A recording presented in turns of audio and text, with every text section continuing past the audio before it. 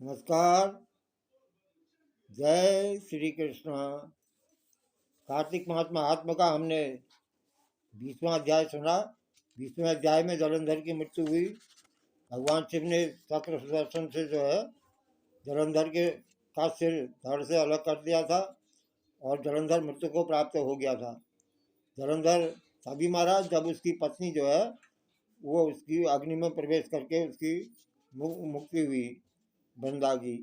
तो इसके बाद जो है 21वां अध्याय है। 21वें अध्याय में नारद जी कह रहे हैं पृथु से, राजा पृथु से, हे पृथु महाराज, जब इस प्रकार ब्रह्मा आदि देवता और मुनियों ने शिव जी की अनेक प्रकार की स्तुति की, क्योंकि शिव जी ने जलंधर को मृत्यु को जलंधर की को मार दिया था, तो इस प्रकार भगवान शंकर की जो है स्तुति करने लगे सारे देवी देवता। और उसे सुनकर देवताओं का वर दे करके शिव जी जो है अंतर्धान हो गए। शिव जी का यश गाते हुए सिर देवता प्रसन्न होकर के अपने अपने स्थान को चले गए। जलंधर का युद्ध, यह युद्ध चरित्र जो है कई अध्यायों तक चला ही है। कभी भगवान विष्णु से युद्ध हुआ, कभी भगवान शिव से युद्ध हुआ। तो इस प्रकार जो है ये युद्ध चरित्र बड़ा पुण्यप्रद और सब पापों का नाश करने वाला है। यह सब सुखदायक है, महेश को भी आनंद देने वाला है। इन दोनों आख्यानों को जो पढ़ेगा, जो पढ़ता है और जो सुनता है, सुनने से भी वही फल की प्राप्ति होती है। इसलिए सुनने से ही फल की प्राप्ति हो जाती है। जो पढ़ेगा और जो सुनेगा वो सब सुखों को भोग करके अंत में अमर पद को पाएगा। ये जो है 21वां अध्याय इस प्रकार जो है भगवान राधा कृष्ण को समर्पित है। 22वें अध्याय में राजा पृथु ने कहा, नारद जी, आप कृपा करके मुझको यह बताइए कि वृंदा को मोहित करके विष्णु जी ने क्या किया और फिर वो कहाँ गए। तो सब जब देवता स्तुति करके मौन हो गए तो भगवान शंकर ने प्रसन्न होकर देवताओं से कहा, हे ब्रह्मा आदि देवताओं, जलंधर तो मेरा ही अंश था, मैंने उसे तुम्हारे लिए नहीं मारा। यह मेरी सांसारिक लीला थी और उसकी जो है मृत्यु होनी थी, क्योंकि वो जो है अन्याय और अत्याचार पर लीन हो गया था।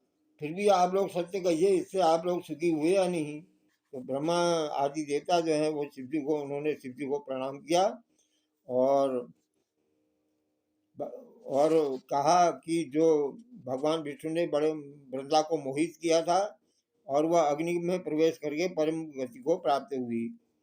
देवताओं ने यह भी कहा कि तभी से वृंदा की सुंदरता पर मोहित हुए भगवान विष्णु जो हैं इधर उधर घूम रहे हैं।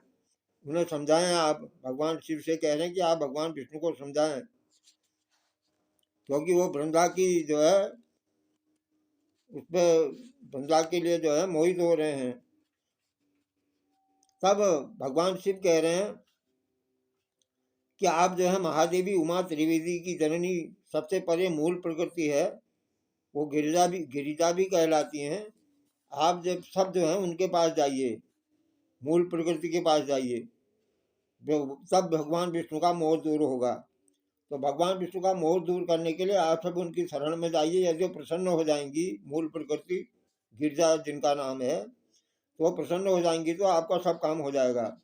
शंकर जी की आज्ञा से सब देवता जो है मूल प्रकृति को प्रसन्न करने के लिए उनके पास जाकर के स्तुति करने लगे। तब आकाशवाणी हुई, हे देवताओं, मैं तीन प्रकार से, तीन गुणों से पृथक होकर स्थित रहती हूँ।